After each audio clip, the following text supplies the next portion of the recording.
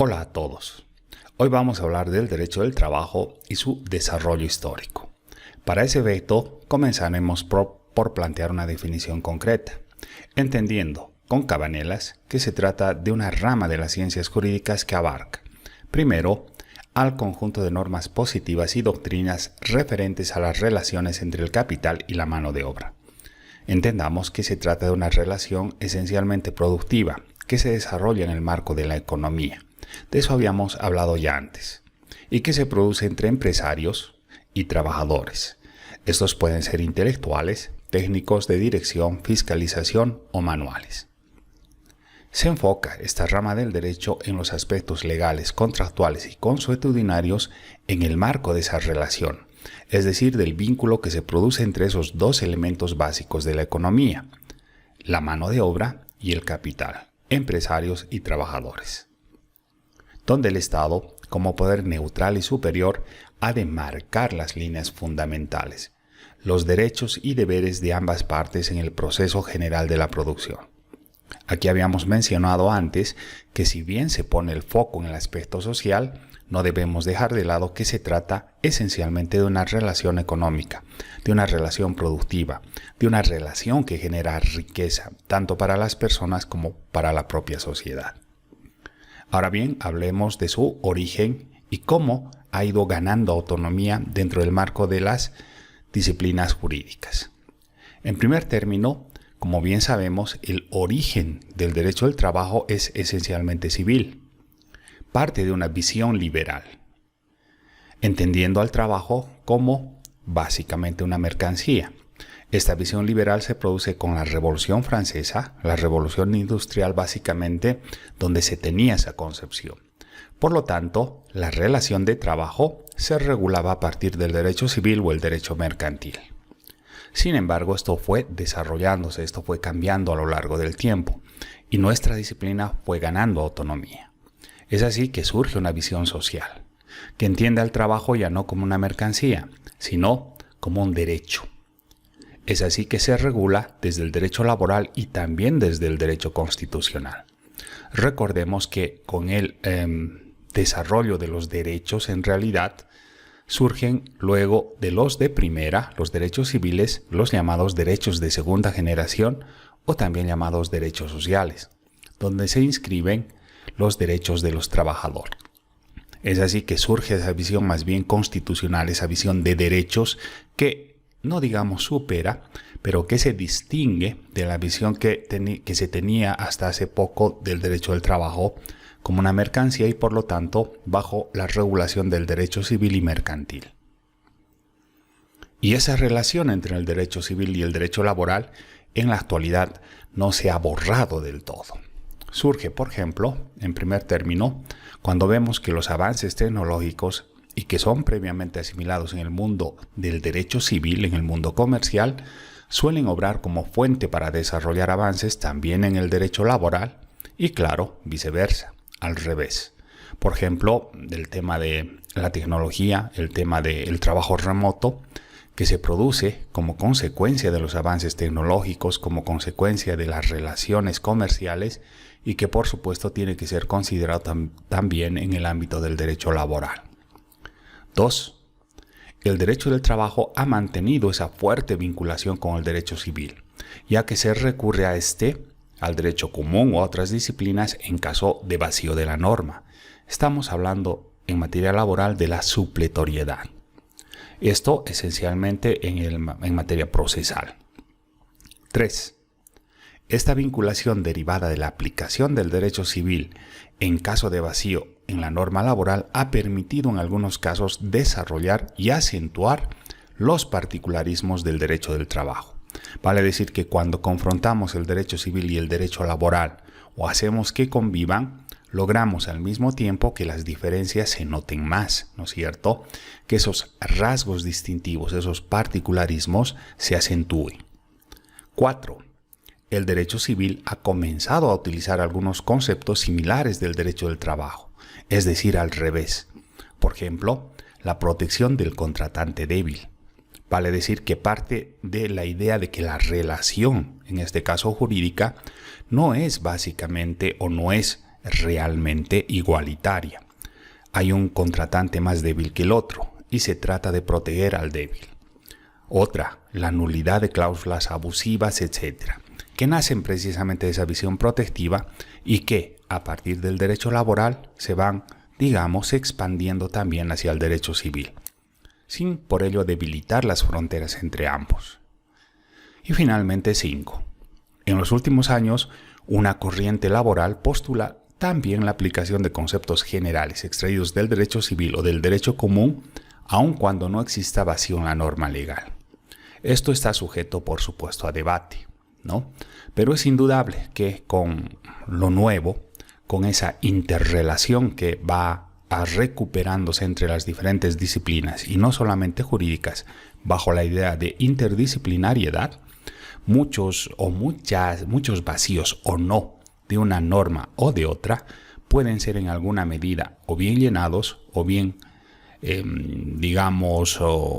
acrecentados con el desarrollo de otras disciplinas. Por lo tanto, eso no sería tampoco extraño. Ahora bien, el derecho del trabajo en el mundo. De esto ya habíamos hablado bastante y no nos vamos a detener en ello. Uno de los hitos comienza con la revolución industrial, que produjo un cambio radical en las relaciones laborales, ya que los trabajadores comenzaron a trabajar en fábricas y talleres en lugar de en sus propias casas o en lugar de sus propias granjas. Vale decir, se urbaniza, se traslada a la gente hacia los centros laborales en las urbes. Esto llevó a una serie de abusos y explotación de los trabajadores, lo que también llevó a la necesidad de regular las condiciones laborales. A ello le sobrevienen las diferentes revoluciones industriales o etapas de la revolución industrial posteriores, con notables avances también en el mundo laboral, como bien desarrollamos en lecciones anteriores. Los movimientos sindicales, parte de ello, en el siglo XIX y principios del XX, inclusive, en respuesta a esas deplorables condiciones de trabajo predominantes por entonces, surgieron los movimientos sindicales, que luchaban por los derechos de los trabajadores, entre ellos el derecho a la sindicalización, a la negociación colectiva, entre otros. Desde la segunda mitad del siglo XIX se produjo una evolución hacia la regulación del trabajo infantil y femenino, en general, al mejoramiento de las condiciones laborales como parte de una cadena de reivindicaciones que impulsaron la generación de normas laborales para proteger a los trabajadores. En resumen, los trabajadores ante esas condiciones adversas se asocian, ¿no? Algo que no fue bien visto, por supuesto, en estos tiempos, pero logran con estos movimientos que se reconozca primero el derecho a la sindicalización, a la negociación colectiva, al agrupamiento, a el hacer fuerza entre muchos. Y a partir de ello se produjo ya una cadena de desarrollo del derecho laboral, de reconocimiento de los derechos de los trabajadores. Surge en ese contexto la Organización Internacional del Trabajo, que es una entidad internacional que se funda en 1919 con el Tratado de Versalles. Ese tratado que puso fin a la Primera Guerra Mundial, como un organismo de las Naciones Unidas que se ocupa de los asuntos relativos al trabajo y las relaciones laborales, promoviendo el trabajo decente. Luego más adelante conceptualizaremos eso que se entiende por trabajo decente y mejorar las condiciones laborales en todo el mundo. La OIT ha sido clave en la promoción de los derechos de los trabajadores y en la creación de normas laborales internacionales, para influir con ellas también en el desarrollo de las normativas internas de los Estados miembros, trabajando tanto con gobiernos y organizaciones como con trabajadores y empleadores. Y surge la idea de los derechos humanos, entendiéndose al trabajo ya no como una mercancía, como dijimos antes, sino como un derecho. Y es así que desde hace algunas décadas los derechos laborales se han incluido también como parte de los derechos humanos, los derechos de segunda generación, brindándoles una mayor fortaleza al punto de convertirse en una prioridad global a todo nivel, no solamente por ese matiz social, sino también por la vinculación que se tiene con el desarrollo económico, con la industria, con la producción, lo que ha llevado a la creación de leyes internacionales y también nacionales en la promoción, primero, de la justicia social, en el marco de las relaciones laborales y de la igualdad. Segundo, este es un punto importante, pues los derechos humanos son los que se constituirán finalmente en el límite a los cambios que se producen en las relaciones de trabajo, que como bien hemos visto a día de hoy vienen de la tecnología. Y no solo a día de hoy, siempre han devenido de la tecnología, puesto que la tecnología se vincula a la producción de bienes y servicios. Por lo tanto, esa relación es natural. Y estas relaciones podrían afectar, en algunos casos negativamente, a los actores inmersos en las relaciones de trabajo. Y en esta ecuación, el más débil generalmente es el trabajador. Por lo tanto, hay que enfocarse en sus derechos. Continuando. El ordenamiento jurídico general del trabajo. Partamos primero de un esquema general que se sintetiza en esto, que no es la pirámide de Kelsen, ¿no es cierto? Pero algo de ello tiene. En cuyo vértice se encuentra la Constitución, como bien sabemos, básicamente en los artículos 46 a 55, que regula el trabajo de manera general, tanto en el sector privado y público. Ahí hay que hacer algunas distinciones, algunas puntualizaciones. Y los artículos 232 a 240, que regula el trabajo en el sector público, al que yo llamaría un régimen especial, como vamos a ver más adelante. Por debajo están los tratados internacionales y en nuestro caso básicamente emitidos por la OIT y que luego se ratifican en los estados nacionales para ser parte del ordenamiento jurídico interno. Por debajo viene toda una batería de disposiciones, de constructos regulatorios. Están las leyes nacionales, los estatutos autonómicos, las cartas orgánicas y el resto de la legislación tanto nacional como departamental, municipal e indígena. Los legislativos son aquí los actores principales. En el régimen general, la principal norma es, por supuesto, la Ley General del Trabajo, que regularía las relaciones laborales en el sector privado, esencialmente. Y un régimen especial, como bien habíamos dicho, que regularía el trabajo en el sector público, con la norma principal, el Estatuto del Funcionario Público. Finalmente, en el último escalón están las normas reglamentarias, decretos, reglamentos y demás resoluciones que emanan ya no de los legislativos, sino de los órganos ejecutivos, pero que también tienen carácter general. Los ejecutivos son aquí los protagonistas. Y tenemos una gran cantidad de disposiciones dispersas que regulan a partir de estas leyes y de la Constitución las relaciones laborales. Finalmente hay normas particulares. Hay un principio de progresividad de los derechos humanos en general y con más intensidad de los derechos laborales.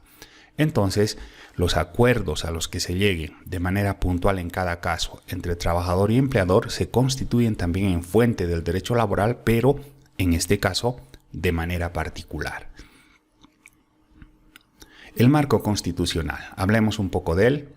El marco constitucional general está ahí, como hemos dicho, entre los primeros artículos de la Constitución y vamos a tocar solamente un artículo para ejemplificar un poco cómo se regula el derecho del trabajo desde la Constitución.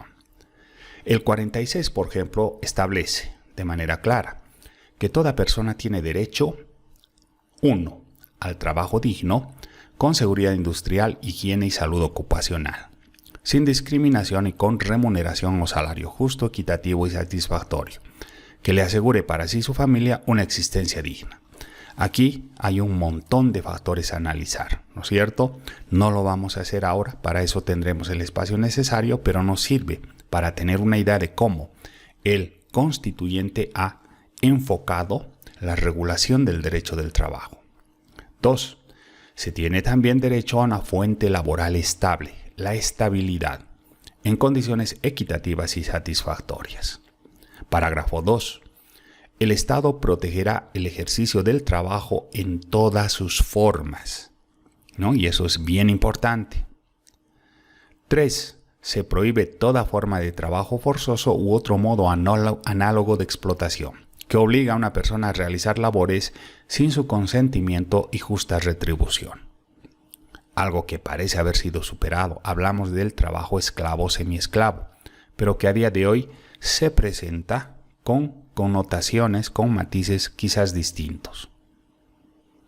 El marco constitucional general, continuamos con el mismo, con el artículo 48, en su parte primera, que dice: las disposiciones sociales y laborales son de cumplimiento obligatorio. 2.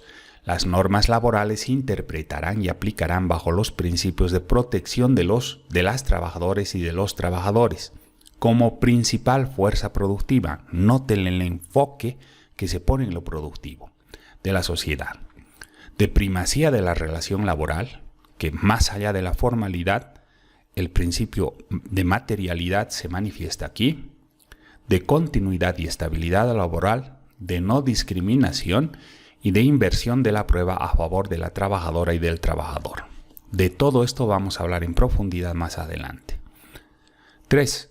Los derechos y beneficios reconocidos en favor de las trabajadoras y los trabajadores no pueden renunciarse. Irrenunciabilidad. Y son nulas las convenciones contrarias o que tiendan a burlar los efectos. Aquí hay una gran diferencia con el derecho civil en lo que llamaríamos la libertad contractual.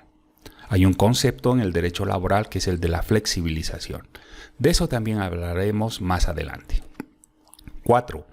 Los salarios o sueldos devengados. Derechos laborales, beneficios sociales y aportes a la seguridad social no pagados tienen primero privilegio y preferencia sobre cualquier otra acreencia y son inembargables e imprescriptibles. El marco constitucional general en su tercera parte, para esta lámina, ¿no? Estamos hablando del artículo 48 que lo hemos disgregado en dos partes. Continuando con él. 5. El Estado promoverá la incorporación de las mujeres al trabajo. El criterio de género ingresa aquí. No tanto como criterio de género, sino más bien desde la perspectiva productiva. El mundo necesita mano de obra y la incorporación de la mujer tiene también una connotación, además de social y de justicia, de reivindicación de género, también económica. Y garantizará a la misma la remuneración o la misma remuneración que a los hombres por un trabajo de igual valor, tanto en el ámbito público como en el privado. Un fundamento básico de igualdad. 6. Las mujeres no podrán ser discriminadas o despedidas por su estado civil, situación de embarazo, edad, rasgos físicos o número de hijas o hijos. Se garantiza la inamovilidad, que es algo distinto a la estabilidad. Ya vamos a hablar de ello. La inamovilidad laboral de las mujeres en estado de embarazo y de los progenitores, los padres, hasta que la hija o el hijo cumpla un año de edad. Y 7. El Estado garantizará la incorporación de las jóvenes y los jóvenes en el sistema productivo, de acuerdo con su capacitación y formación.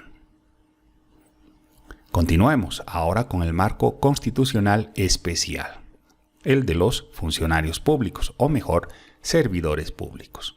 Y aquí está el artículo 233 de la Constitución. Son servidoras y servidores públicos, ergo trabajadores, las personas que desempeñan funciones públicas. Las servidoras y los servidores públicos forman parte de la carrera administrativa, excepto aquellas personas que desempeñen cargos electivos, las designadas y los designados y quienes ejerzan funciones de libre nombramiento. Aquí se nos señala que la regulación laboral de los servidores públicos se regula, valga la redundancia, a partir del establecimiento de una carrera, la carrera administrativa. Ahí nos vamos a quedar por el momento en cuanto a este régimen especial de los servidores públicos. Hablando un poquitín de por qué se hace esta distinción. De eso también hablaremos más adelante, pero les adelanto algo, ¿no?